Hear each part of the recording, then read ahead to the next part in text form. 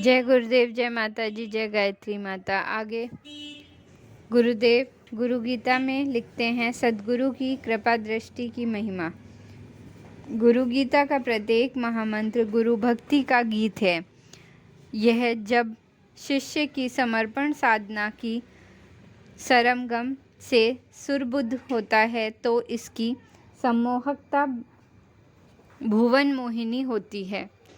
गुरु भक्ति के ये गीत समर्पण के संगीत से सजकर शिष्य की चेतना में ईश्वरीय प्रकाश की सृष्टि करते हैं।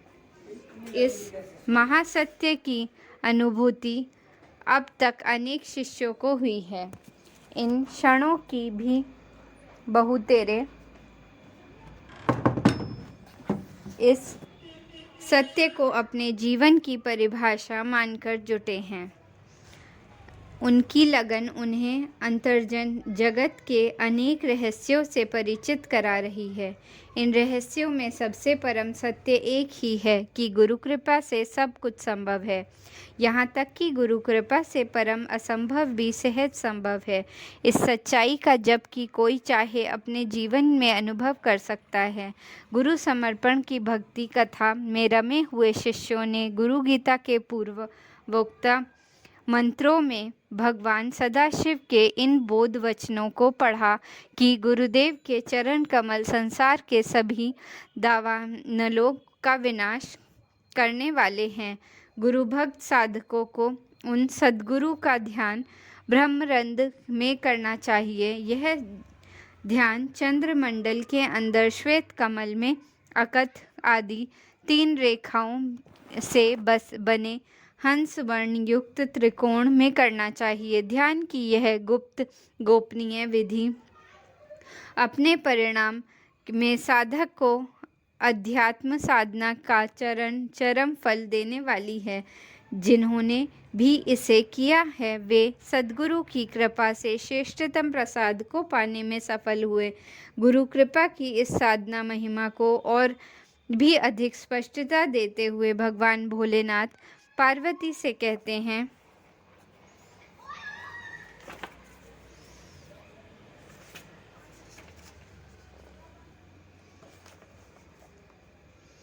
धन्य भागी हैं वे शिष्य जो निरंतर इस बात के लिए प्रार्थनाशील हैं कि श्री गुरु की कृपा दृष्टि उनमें नित्य निवास करे। उनका हृदय अपने सद्गुरु की दिव्य दृष्टि के आलोक से आलोकित रहे। श्री गुरु की कृपा दृष्टि से ही समस्त जगत की सृष्टि हुई है। इसी से जगत के समस्त पदार्थों की पुष्टि होती है। समस्त सत्शास्त्रों का मर्म इसी में समाया है। श्री गुरु की कृपा दृष्टि मिलने पर ही जगत की समस्त संपदाओं की व्यर्थताओं का पता चलता है। यही शिष्यों के समस्त अवगुणों को धुलकर परिमार्जित करती है। तत्सत्ता यही है।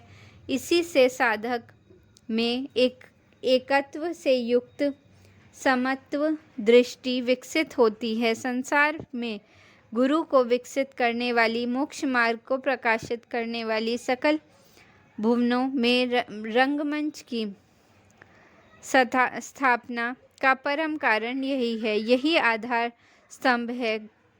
करुण रस का वर्षण करने वाली इस सद्गुरु की कृपा दृष्टि में पुरुष एवं प्रकृति अन्य 24 तत्व समाये हैं। समष्टि की रूपमाला जीवन के सभी नियम काल आदि सभी चरण जिसमें समाये हैं वह सच्चिदानंद स्वरूप श्री गुरु की कृपा दृष्टि ही है। सद्गुरु कृपा दृष्टि का यह मर्म साधना का गहन रहस्य है जो केवल योग्य शिष्य के समान ही प्रकट होता है। सामान्य जन तो इसकी सही अवधारणा भी नहीं कर सकते।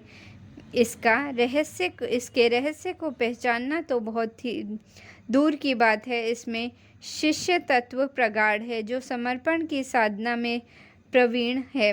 जिसने अपनी अहंता को गुरु चरणों में विसर्जित कर दिया है वही साधक इस अनुभूति का अधिकारी बनता है। अन्य जनों को तो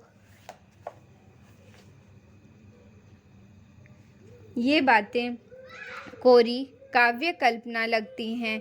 कई तो ऐसे हैं जो इस बारे में केवल तर्क वितर्क में ही झूझते रह जाते हैं, लेकिन जो सच्चे शिष्य हैं उन्हें अपने आप ही इस सत्य की मिठास का स्वाद मिलता रहता है। इस बारे में अनेक मार्मिक प्रसंग विख्यात हैं। कई सत्य घटनाएं संत समाज में प्रचलित हैं। इनमें से एक सत्य घटना ऐसी है जिसमें से गुरु गीता के इन महामंत्रों का मर्म उद्घाटित होता है। यह घटना विशिष्ट द्वैत संप्रदाय के संस्थापक भगवत्पाद श्री रामानुजाचार्य के जीवन की है। आचार्य की कृपा से अनेकों धन्य हुए। इन धन्य भागी लोगों में कुरेश भट्ट की चर्चा होती है। इन कुरेश भट्ट ने अपने सच्चे शिष्यत्व से समर्पण से स्वयं की अहंता के विसर्जन से गुरु की कृपा दृष्टि को अनुभव किया, जीवन की सार्थकता पाई, सच्चा अध्यात्म लाभ अर्जित किया। कुरेश भट्ट असाधारण मनीषी, परम तेजस्वी तथा एवं विख्याति प्राप्त विद्वान थे। उनके तर्कों की धार प्रवाहपूर्ण प्रांजल भाषा पंडित मंजरी को कुंठित कर देती थी। पंडित समाज में उनका भारी मान था।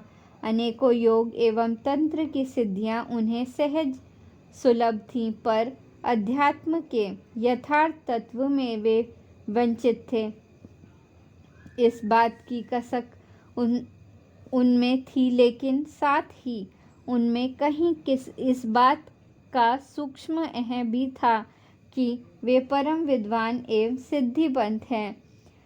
अध्यात्म की जिज्ञासा एवं विद्वता के अहम ने उन्हें द्वंद्व में डाल रखा था। समझ में नहीं आ रहा था कि वे किसे अपना मार्गदर्शक गुरु बनाएं। अंत में बड़े सोच विचार के बाद उन्होंने आचार्य रामानुज की शरण में जाने का निश्चय किया। आचार्य उन दिनों भारत की धरती पर सर्वमान्य विद्वान थे। उनके तप की प्रभा से समस्त दिशाएं प्रकाशित थीं। अपनी जिज्ञासा को लेकर वे रामानुज के पास पहुंच गए, परंतु उनकी अहम वृत्ति के कारण आचार्य ने उन्हें अस्वीकृत कर दिया। कई बार उन्होंने इसके लिए प्रयास किया, पर हर बार असफल रहे। एक दिन जब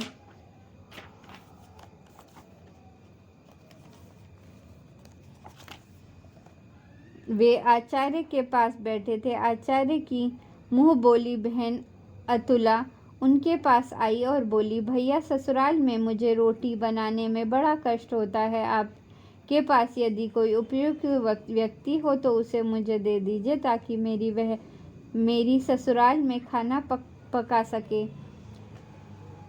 कुछ देर सोचने के बाद आचार्य की दृष्टि पास बैठे कुरेश भट्ट की ओर गई और उन्हें कहा, सुरेश, मैं तुम्हें अपना शिष्य तो नहीं बना सकता, परंतु यदि तुम चाहो तो मेरी इस बहन के यहाँ रसोइया बन सकते हो। परम धनवान, महाविद्वान, प्रचंड तपस्वी कुरेश के लिए ऐसा प्रस्ताव सुनकर पास बैठे लोग चौंक पड़े, लेकिन कुरेश अहम भाव से भले ग्रस्त हो, पर शास्त्रों के मर्म से परिचित थे। उन्हें सद्गुरु की कृपा दृष्टि का मर्म पता था।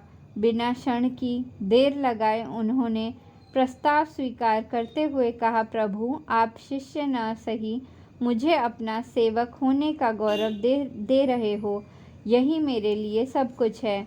उसे क्षण से लेकर वर्षों तक वह अतुला की ससुराल में रोटी बनाते रहे, सबको प्रेम पूर्वक भोजन कराते रहे।